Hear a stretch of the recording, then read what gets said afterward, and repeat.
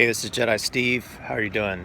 How would Logan's Run, the movie, use social media for social change? How would Logan's Run, the movie, use social media for social change? When I was 10 years old and I saw that movie for the first time, it's a story about a community that would kill people when they got to the age of 30 in their community. It was made in 1976, and that's when the hippie movement was very strong after it, and there was lots of questioning and lots of changes in society. And when I was 10, it just seemed like a very weird concept. I really couldn't get my mind around it. Then, as I thought about it when I was a teenager and I was in my early 20s, I said, yeah, let's get fucking rid of in a joking manner, but let's get rid of the 30-year-olds. Why do we need people once they grow past 30? And then when I started to get into my late 20s, I was like, oh, that's a fucking morbid idea. And now, as I look at it, in my 40s and I just turned 50. As I look at that idea, I think, why do we have to turn a certain way at 30? Because the 20-year-old me wouldn't be able to exist without the 10-year-old me. And the 10-year-old me wouldn't be able to exist without the 5-year-old me. Time and space is just an illusion, but the illusion is there for a reason. And everything happens for a reason, except for reason. So, as I think and I connect and I grow within, I start to think there's different perspectives. After a breakdown in my late 30s, around 38, there's adversity that created character, and I started to question things in society. And as I look and as I connect with something like this, it's come to me that there's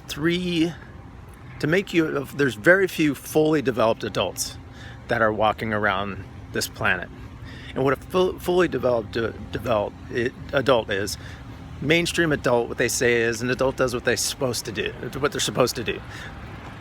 supposed to do. They're fucking boring as fuck. They talk about chairs. They talk about they don't have time, so they're working hard and they don't have time to spend with their children. And maybe they're spending too much time with their children, but they're not present to really having a positive experience with their children. They do what they're supposed to do. And then a teenager, everybody says you're supposed to do this, they do that. And then a toddler does whatever the fuck they want to do. So we want to live between those three. The division that is created with a teenager, that everybody says I'm supposed to do this, so I'm going to do that. That's the way that shows up as an adult is Edward Snowden. A lot of these whistleblowers coming up and doing it. It's both that division of a teenager, and it's also an adult doing what they're supposed to do. If you look, they're supposed to do that, but a lot of them don't because they're doing what they're supposed to do. But it's the same thing, doing what you're supposed to do, but there's different energy to it. There's doing it like what your soul is calling you to do, what our souls are calling us to do.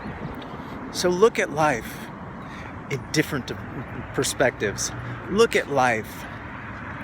Do what you want to do, but also pay your bills. But don't create an algorithm or a thought that you're so fucking worried about your credit. Be like a teenager and say, you know what? I'll just fucking make a bunch of fucking cash so I can fucking buy a house for a cash so I don't have to fucking worry about my credit.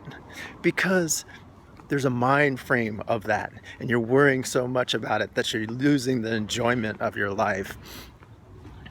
As you grow and you start to grow gray hairs, it's a fucking awesome thing. As you start to get a lot of pain in your body, you start to realize that it doesn't have to be there necessarily, but you also realize it's like, you know what, I don't have as much energy. So, you know what, I'm gonna stop doing bullshit stuff that I don't fucking like to do. That's what a teenager does. That's what a toddler does. You start doing bullshit shit that you don't wanna do, that you shouldn't have fucking been doing it for years, only doing shit that fucking feeds your soul.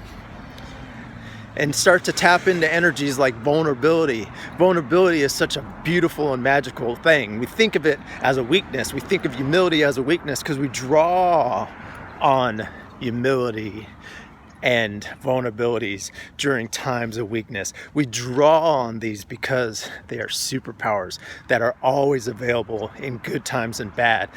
But that rawness, that feeling doesn't necessarily feel so good to us because a lot of us are too comfortable in our existence. And this comfortableness is boring.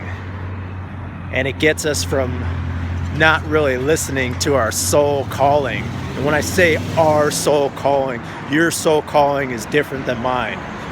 You're listening to these words, but you're transforming these words, and you're learning to adult your own way. Be inspired by what I'm saying, but do not fucking follow me.